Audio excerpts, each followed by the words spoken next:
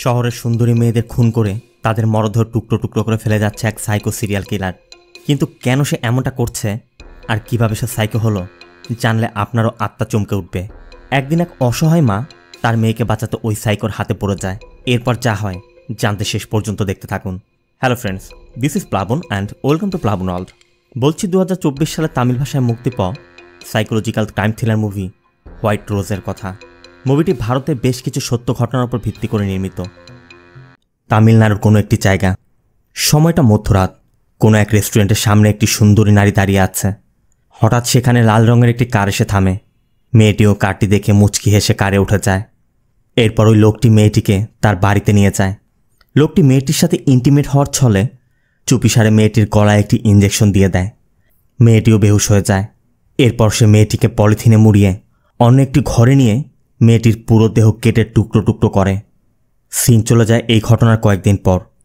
শহর থেকে দূরে একটি ব্রিজের নিচে বস্তার মধ্যে মেয়েটির খণ্ডিত মরদেহ পাওয়া যায়। পুলিশ ভালো করে খেয়াল করে দেখে হাতের একটি আঙ্গুল কাটা। এরপর পুলিশের কথায় আমরা এটাও বুঝতে পারি এমন আঙ্গুল কাটা খণ্ডিত মেয়েদের মরদেহ আরও পাওয়া গেছে।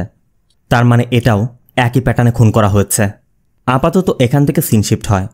আমাদের দিব্যা নামে একটি মেয়েকে দেখানো হয়। দিব্যা তার অ্যাপার্টমেন্ট থেকে বেরিয়ে রাস্তা দিয়ে হাঁটছে আর মনে মনে বলে যাচ্ছে, মানুষ বলে জীবন অনেক সুন্দর, কিন্তু ভাগ্য সবার সহায় হয় না। কখন কি হয়ে যায় কেউই বলতে পারে না। আমরা যেভাবে বাঁচতে চাই ভাগ্য আমাদের সেভাবে বাঁচতে দেয় না। তারপরও মনের মধ্যে কষ্ট চেপে রেখে আমাদের বাঁচতে হয়। কে এই দিব্যা আর তার সাথে কি হয়েছে জানতে আমাদের কয়েক মাস পিছে নিয়ে যাওয়া হয়। দিব্যা তার একমাত্র মেয়ে দিয়াকে নিয়ে নাচছে। এর মধ্যেই দিব্যার স্বামী আশরাফ এসে পড়ে। আশরাফ বিদেশে একটি ট্যুরে গিয়েছিল, মাত্রই ফিরেছে। আশরাফ ফিরেই দিয়া আর দিব্যাকে বলে যে কয়েকদিন যাবৎ ভালো খাবার খাই না, তোমরা রেডি হও, আমরা বাইরে খাবার খেতে যাব। দিব্যা অবশ্য বলছিল যে আমি রান্না করি, কিন্তু আশরাফ বাইরেই যাবে। এই জন্য দিব্যা একটু মন খারাপ করে। এর মধ্যে দিয়া তার বাবাকে বলে যে বাবা, আজ তো মায়ের বার্থডে। আশরাফ চুপি চুপি বলে, মাকে বলো না, মাকে আজ আমরা সারপ্রাইজ দিব। মূলত দিব্যা হিন্দু ধর্মের আর আশরাফ মুসলিম। বিয়ের পরও তারা নিজ নিজ ধর্মই পালন করে। এজন্য অবশ্য তাদের পরিবারের কেউই তাদের বিয়েটা মেনে নেয়নি। তো কথা মতো সবাই রেডি হয়ে বাইরে যাচ্ছিল। তখন দিব্যাদের নিচের ফ্ল্যাটের সোয়াতির সাথে দেখা হয়। সোয়াতি কল সেন্টারে কাজ করে, সেও অফিসের জন্য বের হচ্ছে। সোয়াতির সাথে কথা শেষে আশরাফ তার বউ বাচ্চা নিয়ে একটি 5 স্টার হোটেলের রেস্টুরেন্টে যায়।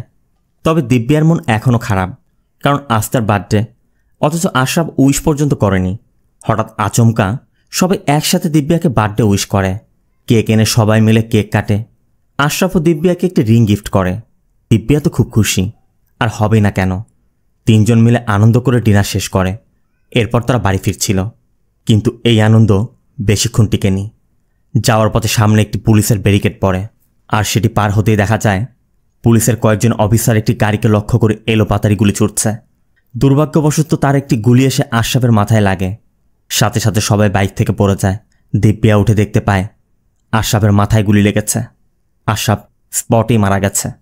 এদিকে আশরাফ অ্যাক্সিডেন্টালি মারা গেলেও পুলিশ তাদের দায় এড়াতে আশরাফকেও টেরোরিস্ট বানিয়ে দেয়, যার ফলে এখন সবাই আশরাফকে টেরোরিস্টই ভাবছে। আর এই ঘটনার পর দিব্যার জীবন এমন এক মোড় নেয়, সে নিজেও জানে না এই রাস্তা কোথায় গিয়ে থামবে। তবে আজ দিব্যার এখানে দাঁড়িয়ে থাকার পিছনেও একটি কারণ আছে, আর তা জানতে আমাদের কয়েকদিন পিছিয়ে যেতে হবে। আশরাফের এমন মৃত্যুর পর দিব্যার মেয়ে নিয়ে প্রচুর অর্থ সংকটে পড়ে। মেয়েকে খাওয়ানোর মতো খাবারও তার ঘরে নেই। এর মধ্যে আবার ফ্ল্যাটের ভাড়া বাকি। মালিক এসে বিভিন্ন কথা শোনাচ্ছে। দিব্যা তাকে বোঝাতে চেষ্টা করছে যে এখন তার কাছে টাকা নেই, কিন্তু বাড়িওয়ালাও নাছোড়বান্দা, সে মানতে নারাজ। তখনই সোয়াতি এসে বাড়িওয়ালাকে কিছু টাকা দেয় এবং বাকিটা দেওয়ার প্রতিশ্রুতি দিলে বাড়িওয়ালা আপাতত সেখান থেকে চলে যায়। সোয়াতি জানে দিব্যাদের ঘরে খাবার নেই, তাই সোয়াতি তাদের জন্য কিছু খাবারও নিয়ে এসেছে। দিব্যাকে খেতে বললে দিব্যা বলে আমার ক্ষুধা নেই। সোয়াতি তখন দিব্যাকে বোঝায় যে দেখো, ক্ষুধা এবং রোগের একমাত্র সমাধান টাকা। তুমি না হয় সহ্য করতে পারবে, কিন্তু এই বাচ্চা কি পারবে? তোমাকে কোথাও কাজ নিতে হবে। সব ভুলে এই বাচ্চার কথা ভেবে তোমাকে এগিয়ে যেতে হবে। দিব্যাও দিয়ার মুখের দিকে তাকিয়ে চিন্তা করে তাকে মেয়ের জন্য বাঁচতে হবে। দিব্যা দিয়াকে নিয়ে তার বাবার বাড়িতে যায়, কিন্তু বাবার অমতে একজন মুসলিমকে বিয়ে করায়। দিব্যা এখন তাদের কাছে মৃত, তাই দিব্যার মুখের সামনেই তার বাবার দরজা লাগিয়ে দেয়। কি আর করার, দিব্যা কাঁদতে কাঁদতে দিয়াকে নিয়ে ফ্ল্যাটে ফিরে আসে, কিন্তু বাঁচতে হলে তাকে এখন কিছু করতেই হবে। এই জন্য দিব্যা কাজের সন্ধানে বেরিয়ে পড়ে। পথে অবশ্য সোয়াতির সাথে দেখা হলে দিব্যা সোয়াতিকে অনুরোধ করে যে কোনো মূল্যে তাকে একটা কাজ ম্যানেজ করে দিতে। তখন সোয়াতি দিব্যাকে একটি সুপার শপে নিয়ে যায়। এই সুপার শপের কাউন্টার দেখাশোনার জন্য একজন মেয়ের দরকার ছিল, তাই দোকান মালিক 12,000 টাকা বেতনে দিব্যাকে কাজে নিয়ে নেয়। দোকান মালিকের কথা অনুযায়ী দিব্যা পরবর্তী দিনই তার কাজ শুরু করে। দিয়াকেও স্কুলে পাঠিয়েছে। সারাদিন পর দিয়াকেও স্কুল বাস এই শপের সামনে নামিয়ে দিয়ে যায়। দিব্যার তখনও ছুটি হয়নি, আর একটু সময় বাকি। তাই দিব্যা দিয়াকে বলে, তুমি একটু বাইরে বসো, আমি শেষ করে আসছি। তাই মায়ের কথায় দিয়া বাইরে বসে অপেক্ষা করছিল। তখনই কিছু একটা দেখে দিয়া ওই দিকে এগিয়ে যায়। এদিকে হাতের কাজ শেষ করে দোকান মালিকের থেকে অনুমতি নিয়ে দিব্যা বাইরে এসেই দেখে দিয়া নেই, দিয়ার ব্যাগ পড়ে আছে। তখনই দিব্যার ফোনে একটি কল আসে, মানে দিয়া কিডন্যাপ হয়েছে। দিব্যা বুঝতে পারে কে কিডন্যাপ করেছে। মূলত এখানে আমাদের দেখানো হয় যে আশরাফ বেঁচে থাকা অবস্থায় তারা পান্ডিয়ান নামে একজন ব্যবসায়ীর থেকে বেশ কিছু টাকা লোন নিয়েছিল।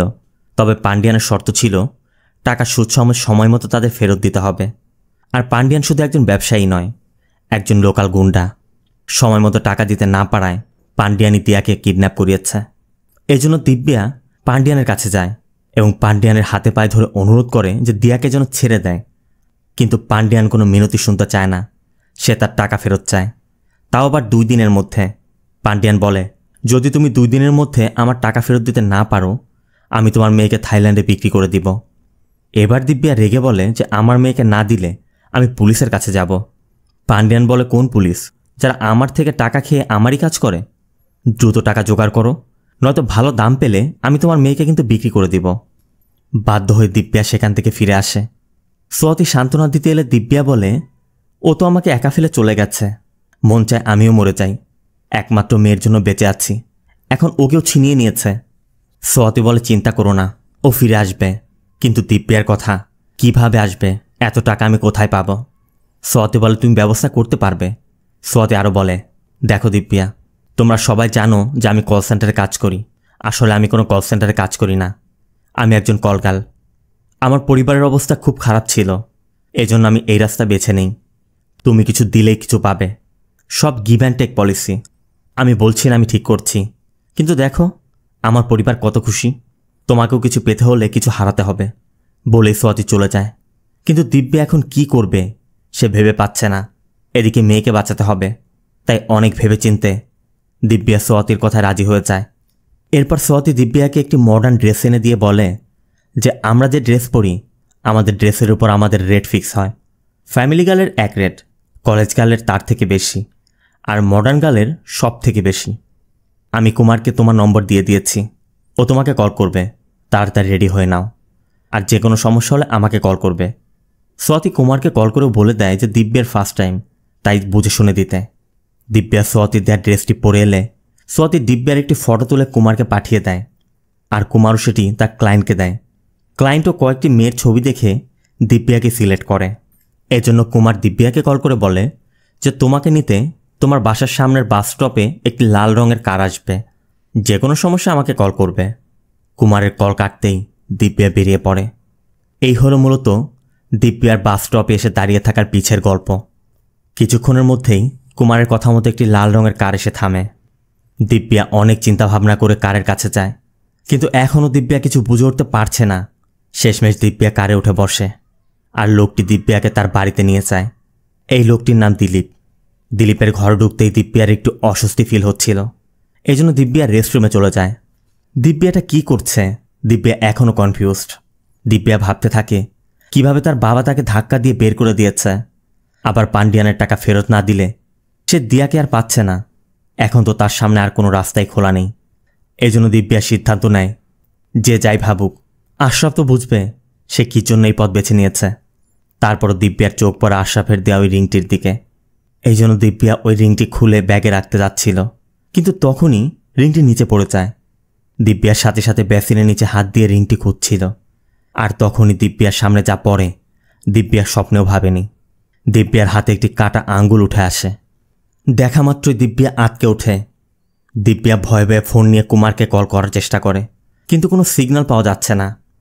অন্যদিকে দিলীপ ড্রাগ নিচ্ছে, আর ড্রাগের নেশায় দিলীপ দিব্যার জায়গায় অন্য একটি মেয়েকে কল্পনা করতে শুরু করেছে। তবে কে এই মেয়ে, আর দিলীপ কী জন্য এই মেয়েটিকে কল্পনা করছে, তার সাথে কী কানেকশন, তা আমরা আস্তে আস্তে জানতে পারবো। এদিকে রেস্টরুমের মধ্যে দিব্যা এখনও ফোনের সিগন্যাল খুঁজে যাচ্ছে, আর সিগন্যাল পাওয়া মাত্রই দিব্যা প্রথমেই পুলিশ কন্ট্রোল রুমে কল করে। কন্ট্রোল রুমে তখন এসিপি ভেট্রি ডিউটিতে ছিল। ভেট্রি দিব্যার সমস্যার কথা জানতে চাইলে দিব্যা বলে, আমি একটি বাড়িতে এসে ফেসে গিয়েছি, ও আমাকে মেরে ফেলবে। ভেট্রি জানতে চায়, তুমি কিভাবে বুঝলে তোমাকে মেরে ফেলবে? দিব্যা বলে, আমি ওর ঘরের ওয়াশরুমে একটি কাটা আঙ্গুল দেখেছি, প্লিজ আমাকে বাঁচান। কিন্তু দিব্যা তার লোকেশন বলতে পারছিল না। এদিকে লোকেশনটি 2 টাওয়ারের মাঝখানে হওয়ায় সিগন্যাল লস্ট হচ্ছিল, এজন্য ট্র্যাক করা যাচ্ছে না। দিব্যা ভেট্রিকে বলে, স্যার দয়া করে আমাকে বাঁচান, আমার ছোট একটি মেয়ে আছে, আমি ছাড়া ওর কেউ নেই, ও কিডন্যাপ হয়েছে স্যার। ভেট্রি জানতে চাইলে দিব্যা পান্ডিয়ানের কথাও বলে যে 2 দিনের মধ্যে আমি তার টাকা না দিতে পারলে সে আমার মেয়েকে থাইল্যান্ডে বিক্রি করে দিবে। ভেট্রি তখন দিব্যাকে আশ্বাস দেয়, তুমি ভয় পেও না, আমরা তোমাকে বাঁচাবো। সাথে সাথে ভেট্রি দিব্যার নম্বর ডিটেলস বের করতে বলে, আর ওই 2 টাওয়ারের মাঝে যে পুলিশ স্টেশন পড়ে সেখানে পেট্রোল টিমকে ইনফরমেশন দিয়ে দেয়।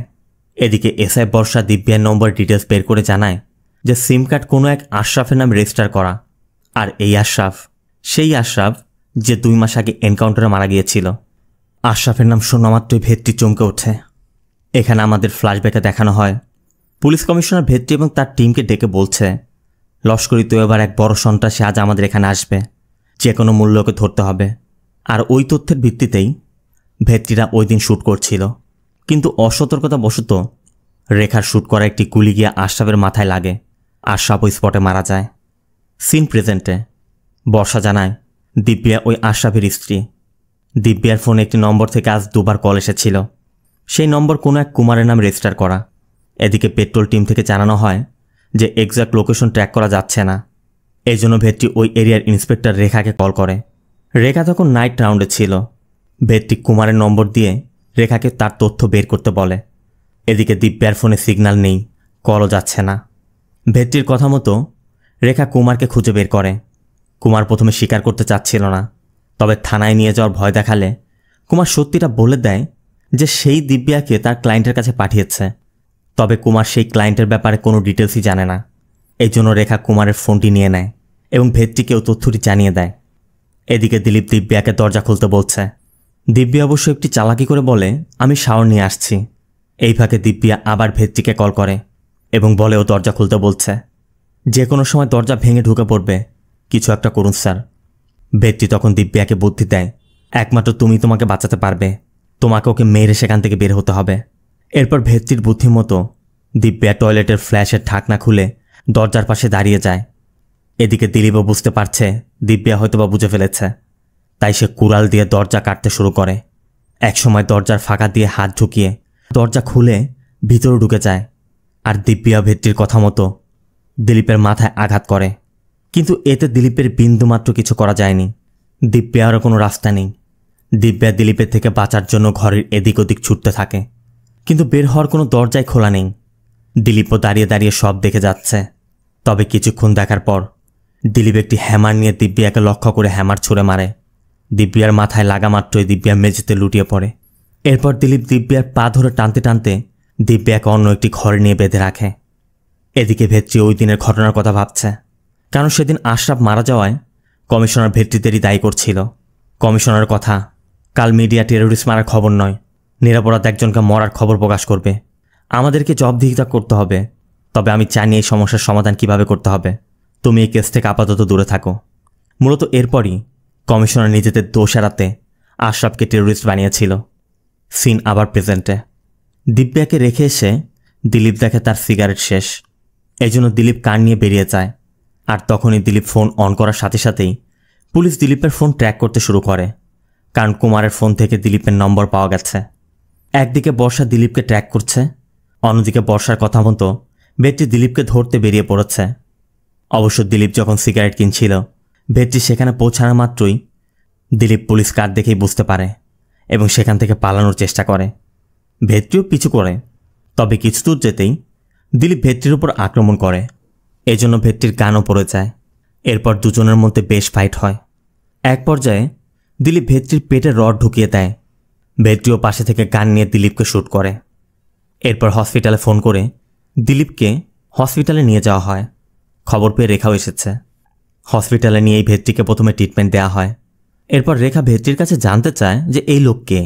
ভেট্রি বলে আমরা যে খুনিকে খুঁজছি এই সে, আর দিব্যাও ওর সাথে থাকার কথা। রেখা জানতে চায় দিব্যাকে, আর আপনি এই দিব্যার জন্য এত রিস্ক নিচ্ছেন কেন? ভেট্রি জানায় ও আশরাফের স্ত্রী, সে আমাদের ভুলের জন্য মারা গিয়েছিল। রেখাও বুঝতে পারে কোন আশরাফের কথা ভেট্রি বলছে। তবে ভেট্রি রেখাকে পান্ডিয়ানের থেকে দিব্যার মেয়ে দিয়াকে উদ্ধার করতে নির্দেশ দেয়। এজন্য রেখা বেরিয়ে যায়। এদিকে ডক্টর দিলীপের ট্রিটমেন্ট করছে। দিলীপের বডি থেকে বুলেটও বের করা হয়েছে। এখন দিলীপ আইসিইউতে। সৈতা নামে এক ডক্টর দিলীপকে পর্যবেক্ষণ করছিল। হঠাৎ সৈতা দিলীপের চেহারা দেখে ঘাবড়ে ওঠে। তাই কাছে গিয়ে ভালো করে দেখতেই সৈতা পিছের কিছু মনে পড়ে যায়। তখনই সৈতা চিৎকার করে বেরিয়ে আসে। ভেট্রি জানতে চায় আপনি ওকে চিনেন? সৈতা বলে হ্যাঁ, ওর নাম দিলীপ, আমরা একসাথে মেডিসিন নিয়ে পড়ছিলাম। এখান থেকে সিন ফ্ল্যাশব্যাক। সৈতার ভাষ্য মতে সৈতা বলে ওর কারোর সাথে বনিবনা হতো না, ও একা একা থাকতো, কারোর সাথে কথাও বলতো না। আমরা যখন 3rd ইয়ারে তখন মীরা নামে একটি মেয়ে ট্রান্সফার হয়ে আমাদের কলেজে আসে। মীরাকে দেখেই ও প্রেমে পড়ে যায়। এরপর থেকে ও সবসময় মীরার পিছে পড়ে থাকত। এমনকি ওর পড়াশোনায় কোনো মনোযোগ ছিল না, শুধু মীরার দিকে তাকিয়ে থাকত। আমাদের ক্লাসে সন্দীপ নামে একটি ছেলেও মীরাকে খুব পছন্দ করত। মীরা এবং সন্দীপ খুব ঘনিষ্ঠ হয়ে যাচ্ছিল, আর দিলীপ এসব সহ্য করতে পারছিল না। তবে আসল ঝামেলা ঘটে হোলি উৎসবের দিন। আমরা সবাই যখন হোলি খেলছিলাম, মীরা এবং দিলীপ একটু দূরে গিয়ে একে অপরকে কিস করছিল, যেটা দেখে দিলীপ সহ্য করতে না পেরে সবার সামনে সন্দীপকে অনেক মারধর করেছিল। কলেজে জানাজানি হলে ডিন সবার সামনে দিলীপকে শেষবারের মতো ওয়ার্নিং দিয়ে দেয়। আর মীরাও দিলীপকে বলে দেয় যে আমি কখনোই তোমাকে পছন্দ করি না, আর তোমার কত বড় সাহস আমার লাইফ নিয়ে ইন্টারফেয়ার করো, আজ থেকে তোমাকে যেন আমার লাইফে না দেখি। মীরার কথায় দিলীপ অনেক কষ্ট পায় এবং মীরার প্রতি ভালোবাসা ক্ষোভে রূপান্তর হয়। এর ঠিক কয়েকদিন পরই কোনো একটি কারণে মীরা আত্মহননের চেষ্টা করে। মীরাকে হসপিটাল আনা হয়। অনেক চেষ্টার পরও মীরাকে বাঁচানো সম্ভব হয় না। সেখানে দিলীপও ছিল। অন্যরা বেরিয়ে যেতেই দিলীপ মীরার হাত নিয়ে নিজের মুখে বোলাচ্ছিল। আর তখনই মর্গের সিকিউরিটি রবি এসে দেখে ফেলে। অবশ্য রবি আসা মাত্রই দিলীপ সেখান থেকে বেরিয়ে যায়। এরপর রবি মীরার বডিটিকে মর্গে নিয়ে যায়। রবিও ছিল বিকৃত মানসিকতার একজন লোক। রবি মীরার বডিটিকে নিয়ে মর্গের দরজা লাগিয়ে লাশের সাথে যৌনাচার করে। এরপর যখন সে বের হয়, রবি খেয়াল করে সেখান দিয়ে দিলীপ যাচ্ছে। এজন্য রবি দিলীপকে ডাকে এবং বলে আমি জানি তুমি ওকে ভালোবাসতে, কিন্তু পাত্তা পাওনি। বেঁচে থাকতে সবার সব কিছু পূর্ণ হয় না, তবে সুযোগ পেলে হাতছাড়া করতে নেই। রবি দিলীপকে মীরার লাশের পাশে এনে বলে এই নাও, এখন সবই তোমার, এই সুযোগ হাতছাড়া করো না। এখানে কি হয়েছে আমি কাউকে বলবো না, তুমিও কাউকে বলবে না। রবি যাওয়ার সময় তার মদের বোতলটি রেখে বলে যায় ভয় লাগলে এটা খেয়ে নিও, বলে রবি বেরিয়ে যায়। আর এরপর দিলীপ রবির রেখে যাওয়া মদ খেয়ে মীরাকে জীবিত কল্পনা করতে থাকে। এক পর্যায়ে বেডে ওঠে, মীরার লাশের সাথে বিকৃত যৌনাচারে লিপ্ত হয়। তবে সেটি সেদিনের জন্যই ছিল না। রবির যেহেতু এটা পুরাতন স্বভাব, দিলীপ এখন অভ্যস্ত হয়ে গেছে। এরপর থেকে যখনই কোনো মেয়ের লাশ আসত, তখনই তারা দুজন মিলে এই কাজ করত। কিন্তু একদিন তা ধরা পড়ে যায়। সৈতা এক রাতে মর্গের পাশ দিয়ে যাচ্ছিল। সৈতা খেয়াল করে মর্গ থেকে শব্দ আসছে। এই জন্য সৈতা মর্গের জানালায় উঁকি দিতেই দিলীপকে এমন অবস্থায় দেখে ফেলে। সৈতা পুরো হতভম্ব হয়ে যায়। এদিকে বাইরে রবিও সৈতাকে দেখে ফেলে।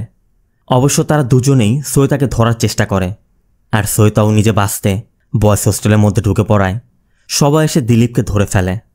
এরপর সব জানাজানি হলে দিলীপকে কলেজ থেকে বহিষ্কার করে মানসিক স্বাস্থ্যকেন্দ্রে পাঠানো হয়, আর রবি সম্মান হারিয়ে আত্মহনন করে। এই ছিল মূলত দিলীপের পাস্ট। সব শুনে ভেট্রি ডক্টরের কাছে জানতে চায় এর কারণ কি। ডক্টর বলে এটা এক ধরনের মেন্টাল ডিসঅর্ডার। সোজা ভাষায় বলতে গেলে লাশের প্রতি সেক্সুয়াল অ্যাট্রাকশন। এদের জন্য জীবিত বা মৃত কোনো বিষয় না, এরা ডেড বডির সাথে বেশি কমফোর্ট ফিল করে।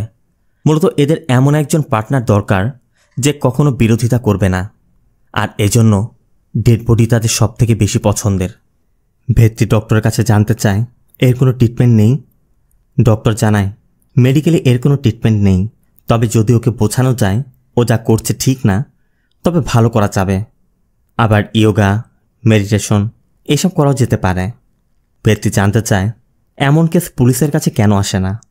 সৈতা বলে, কে মৃত ব্যক্তির সম্মান নষ্ট করতে চাইবে বলুন? তাই কেউ চায় না। আর খোদ ডক্টরই জানে না বডির সাথে কী হয়েছে। দিলীপের বিষয়ে সব জানানোর পর সৈতা ডক্টরকে অনুরোধ করে যে তার বদলে অন্য কাউকে যেন সেখানে দেয়া হয়, কারণ এখনও সৈতা যখনই দিলীপকে দেখছে আর আটকে উঠছে। সৈতা অনেক ভয় পাচ্ছিল। অবশ্য ভেট্রি বলে, ভয়ের কিছু নেই, আমি একজন পুলিশের সদস্যকে এখানে ডিউটি দিয়ে দিচ্ছি। এটা বলেই ভেট্রি বেরিয়ে পড়ে। এদিকে দিব্যার কলের টাওয়ার লোকেশন থেকে দিব্যার লোকেশন ট্র্যাক করা গেছে, আর ভেট্রিকেও সাথে সাথে জানানো মাত্র ভেট্রি সেখানের উদ্দেশ্যে বেরিয়ে পড়ে। অন্যদিকে দিব্যার জ্ঞান ফিরেছে। জ্ঞান ফিরতেই দিব্যা দেখতে পায় সে একটি লাশ কাটা ঘরের মধ্যে পড়ে আছে। সামনে আশেপাশের যন্ত্রপাতি, এমনকি পাশে কাচের জারের মধ্যে কাটা হাত পা রাখা। এতে করে দিব্যা আরও ভয় পাচ্ছিল। অন্যদিকে আবার দিব্যার মেয়ে দিয়ারও জ্ঞান ফিরেছে। দিয়াকে দেখা যায় কারের মধ্যে বসে বসে মা মা বলে কাঁদছে। এদিকে রেখাও পান্ডিয়ানের এই অফিসে পৌঁছে গেছে। রেখাকে দেখার পর পান্ডিয়ান প্রথমে গুরুত্ব দিচ্ছিল না, বলছিল যা দরকার পেয়ে যাবেন, চলে যান।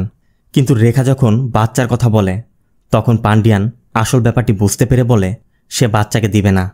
তবে রেখাও চড়া মেজাজের লোক, সাথে সাথে গান বের করে পান্ডিয়ানের পায়ে শ্যুট করা মাত্রই তারা বলে দেয় বাচ্চাকে তারা একটি কারের মধ্যে রেখেছে। এরপর রেখা দিয়াকে উদ্ধার করে সেখান থেকে নিয়ে যায়। এদিকে হসপিটালে ঘটে যায় আরেক ঘটনা। সোয়াতি তখন আইসিইউতে দিলীপের হার্ট রেট চেক করতে এসেছিল। মনিটরে দেখার পর সোয়াতি তখন সেগুলো ফাইলে লিখতে যাবে, হঠাৎ সোয়াতি পিছে ফিরে দেখতে পায় দিলীপ বেডে নেই, কারণ দিলীপ তখন সোয়াতির পাশেই দাঁড়িয়ে। আর সোয়াতি ঘোরা মাত্রই দিলীপ সোয়াতির গলায় একটি সিজার ঢুকিয়ে সোয়াতিকে সেখানেই খুন করে। বাইরে থাকা পুলিশ সদস্য শব্দ পেয়ে ভিতরে এলে দিলীপ তাকে খুন করে সেখান থেকে বেরিয়ে যায়। অন্যদিকে দিব্যার জ্ঞান ফেরার পর দিব্যা বাঁচার চেষ্টা করে চলেছে। তখনই দিব্যার পাশে একটি ছুরি দেখতে পেয়ে দিব্যা সেই ছুরিটি এনে হাতের বাঁধন কেটে সেখান থেকে বেরিয়ে পড়ে। আর দিব্যা বের হওয়ার পরই ভেট্রি ওই বাড়িতে পৌঁছে যায়। ভেট্রি ঢুকেই বুঝতে পারে দিব্যার কথা সত্যি, দিব্যা এখানে ছিল। তবে এবার দিব্যাকে খুঁজে বের করতে হবে। দিব্যাও এখান থেকে বেরিয়ে একটু দূরে যেতেই একটি মেডিকেল শপ দেখতে পায়। তাই দিব্যা সেখানে গিয়ে তাদের কাছে সাহায্য চায়। এই লোক আবার রিটায়ার্ড আর্মি অফিসার। দিব্যা তাদের বলে পাশে একটি বাড়িতে এক খুনি বাস করে, ও আমাকে মারতে চাচ্ছে। তারা বোঝায় যে আরে এমন কিছু না, তুমি শান্ত হয়ে এখানে বসো, আমরা তো আছি, কেউ তোমার কিছু করতে পারবে না। তারপরও দিব্যা মেডিকেল শপের ল্যান্ডলাইন থেকে পুলিশ কন্ট্রোল রুমে কল করে তার লোকেশন জানিয়ে দেয়। আর সাথে সাথে কন্ট্রোল রুম ভেট্রিকেও জানিয়ে দেয়। তবে ভেট্রি বলে আমার যেতে হয়তো সময় লাগবে, আগে পুলিশ পাঠাও। এর মধ্যেই দিলীপকে দেখা যায় অটো করে এখান দিয়ে যাচ্ছিল। মেডিকেল শপ খোলা দেখে দিলীপ মেডিসিন নিতে আসে। আর তখনই কথায় কথায় মহিলাটি বলে বসে, দিলীপ, এই আশেপাশেই নাকি কোনো এক খুনি বাস করে। দিলীপ জানতে চায় আপনাকে কে বলল এ কথা? মহিলা বলে একটি মেয়ে বাঁচার জন্য দৌড়ে এখানে এসেছে, ওই মেয়েটিই বলল। দিলীপ আবার জানতে চায় ওই মেয়েটি এখন কোথায়? মহিলা বলে ভিতরে বসে আছে। দিলীপও বুঝতে পারে এটা দিব্যা। এরপর দিলীপ বাইরে জ্বর ছলে শপের শাটার লাগিয়ে দেয়। আর মহিলাটি এগিয়ে আসতেই পাশে রাখা হ্যামারটি তুলে নিয়ে মহিলার মাথা ফাটিয়ে মহিলাকে খুন করে। শব্দ পেয়ে দিব্যাও সোফার নিচে লুকানোর চেষ্টা করছিল, কিন্তু দিব্যা তাকে টেনে হিঁচড়ে বের করে। তবে এরপরই বৃদ্ধ লোকটি একটি গান এনে দিলীপকে গান পয়েন্ট করে এবং দিব্যাকে সেখান থেকে বেরিয়ে যেতে বলে। দিব্যাও দ্রুত সেখান থেকে বেরিয়ে যায়। তবে দিলীপ কৌশলে সেই লোকের থেকে গান ফেলে লোকটিকে হাতুড়ি পেটা করে দিব্যার পিছু করতে শুরু করে। এদিকে ভেট্রিও ফোর্স নিয়ে এসে পড়েছে। তারা শাটার খুলেই প্রথমে ওই বৃদ্ধ মহিলা লাশ দেখতে পায়।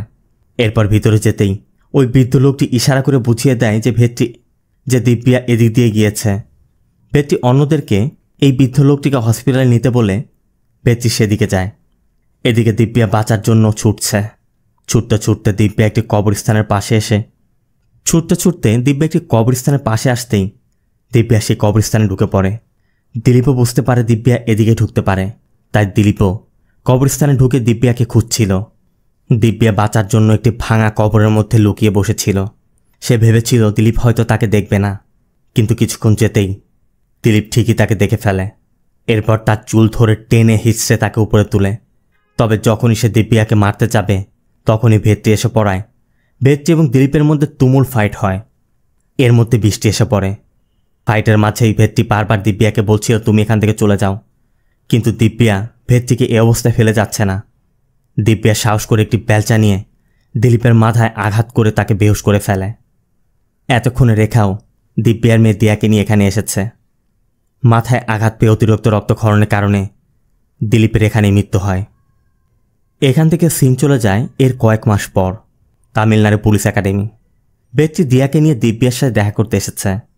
মূলত দিব্যা পুলিশের ট্রেনিংয়ে আছে। বেচ্চি দিব্যাকে বলে, আমার জন্য তোমার যে ক্ষতি হচ্ছে আমি তা পূরণ করতে পারবো না। আমাদের ইচ্ছার বিরুদ্ধে আমাদের জীবনে এমন অনেক ঘটনাই ঘটে যায়, তারপর আমাদের সব ভুলে আমাদের সামনের দিকে ফোকাস করতে হয়। আমার বিশ্বাস এই ট্রেনিংয়ের পর তুমিও তাই করবে। দিব্যাও তার মেয়ের মুখের দিকে তাকিয়ে মেয়ের জন্য এখন সব ভুলে সামনের দিকে এগিয়ে যেতে চায়। মুভিটি এখানেই শেষ হয়। মুভি সম্পর্কে আমি কিছু বলবো না, তবে মুভির একটি বিষয় নিয়ে না বললেই নয়। আমাদের কার কখন কি হয়ে যাবে আমরা কিন্তু কেউই বলতে পারি না। ধরুন আপনার কিছু হয়ে গেল, তখন আপনার স্ত্রীর সন্তানও এমন পরিস্থিতির শিকার হতে পারে। কারণ আপনি হয়তো চলে যাচ্ছেন, আপনি যে ঋণ রেখে যাচ্ছেন, আপনার সেই ঋণের বোঝা আপনার পরিবারকে টানতে হবে। মুভিটি আপনাদের কেমন লাগলো কমেন্টে জানাবেন। ভিডিওটি ভালো লাগলে ভিডিওতে লাইক দিয়ে চ্যানেলটিকে সাবস্ক্রাইব করতে একদম ভুল করবেন না। দেখা হবে অন্য কোনো মুভি বা সিরিজের এক্সপ্লেনেশন ভিডিওতে। ততক্ষণ সব ভালো থাকবেন, সুস্থ থাকবেন। আল্লাহ হাফেজ।